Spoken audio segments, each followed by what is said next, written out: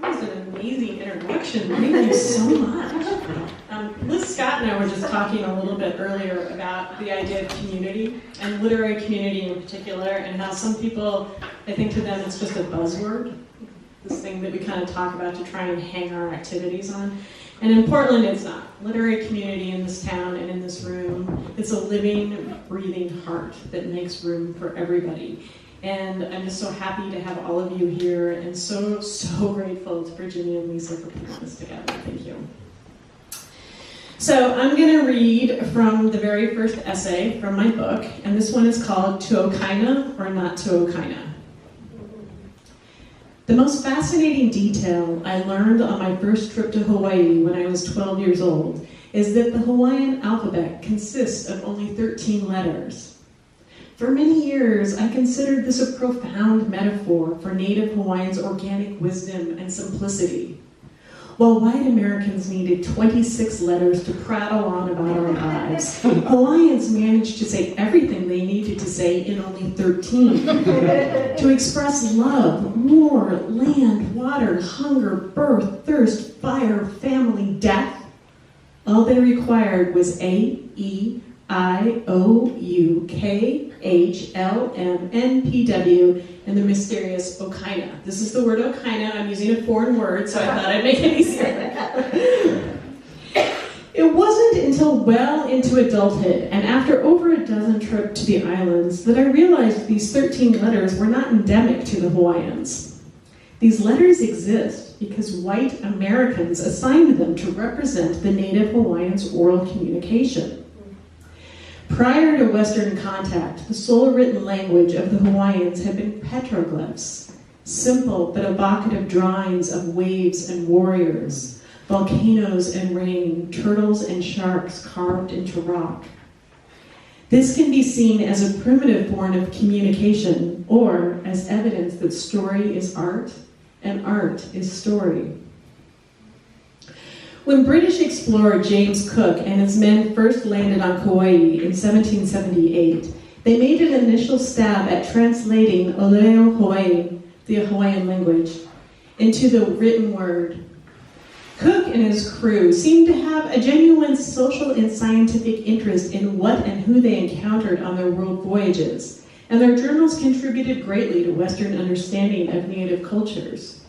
Ultimately, Cook's contact with Hawaii also led to the archipelago's colonization, which includes capitalism and its hissing cousin, tourism, Christianity, ecological destruction, and a handful of deadly diseases. But on his inaugural trip to the islands, Cook sailed away with sketches of native surfing, notes about birds and plants, and 229 Hawaiian words phonetically transcribed in his journals.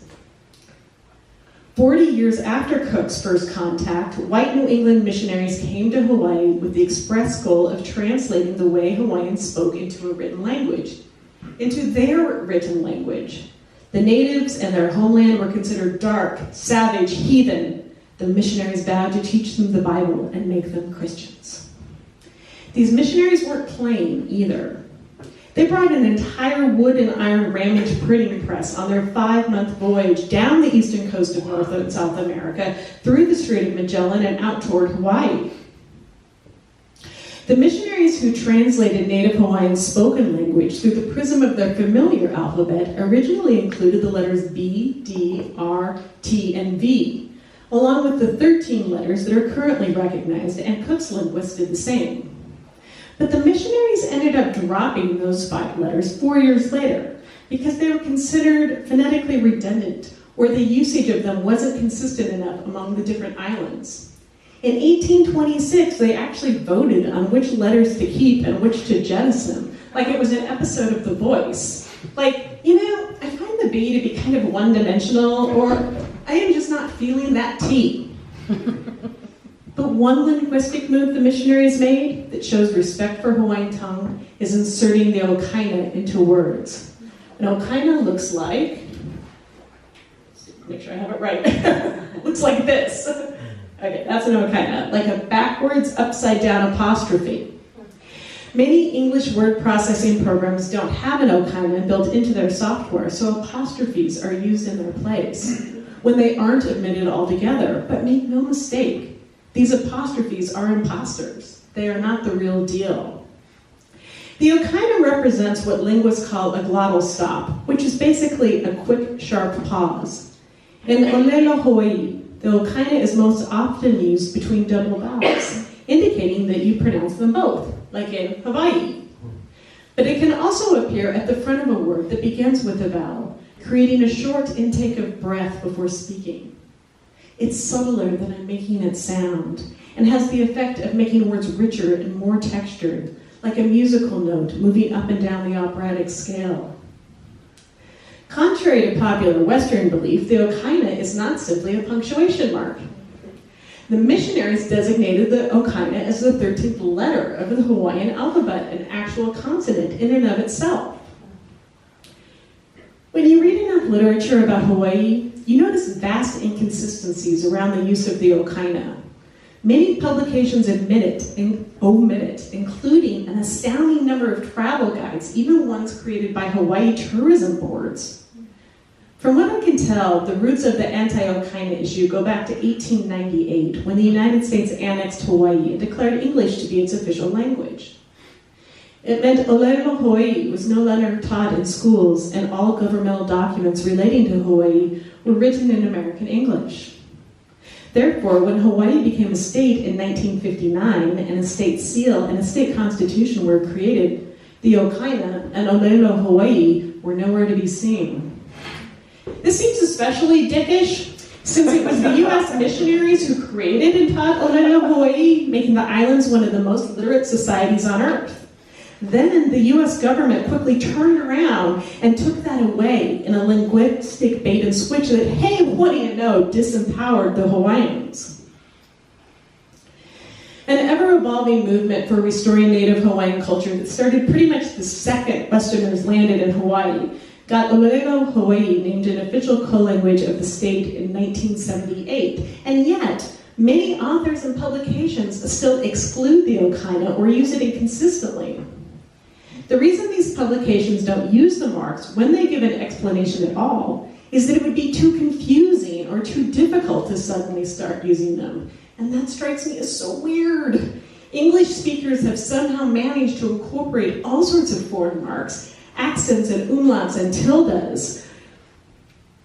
Tildes. The latter, by the way, is technically also a letter and not just an N with a wavy thing over it, without our minds being blown, and most importantly, while showing respect for the cultural origins of these words. Can you imagine the hissy fit Americans would throw if another culture decided to eliminate the C or the K or the Q from our language just because they seemed redundant and it would be easier? Then again, the US government has yet to be conquered. That seems to be key in dictating who's in charge with language. I have made the decision to use the okaina in my writing out of respect for Hawaiian culture. During the last 4 decades, I have visited the islands over 24 times, and the fact that I don't remember exactly how many is an embarrassment of privilege. Over the years, my family and I have stayed in a minimum of 45 shoreline hotel rooms and a dozen condos, the construction of which destroyed the natural habitats of Hawaiian monk seals, albatross, and green sea turtles, and took over the beaches that used to belong to the locals, if not in title, then in heart. In those hotel rooms and condos, we've taken long, hot showers and turned on the air conditioning instead of opening the windows to the trade winds.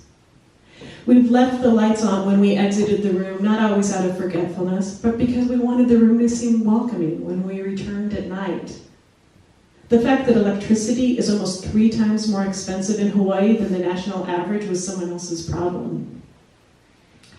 The hotels and condos we stayed in were in lushly planted resorts, often built on red, dry desert.